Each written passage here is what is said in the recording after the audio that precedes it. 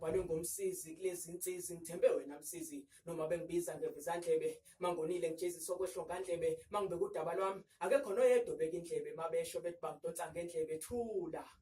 ngan'yakwethu akusikho kokwethu isekhaya konina la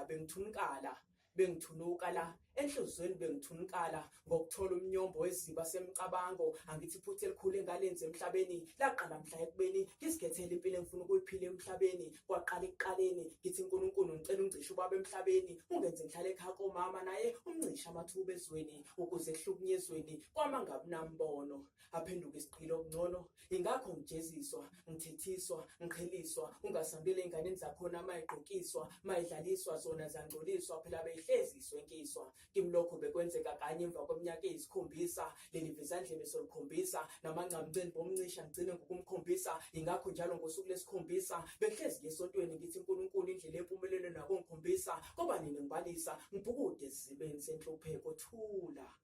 ngan'yakwethu akusikho kokwethu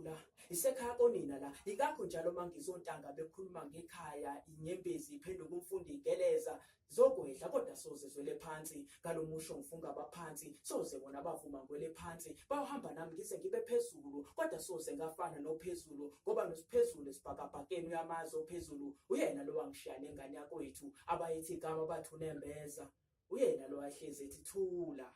ngan'yakwethu akusikho kokwethu isekhaya konina la mina ngi-Outie Yomzulu.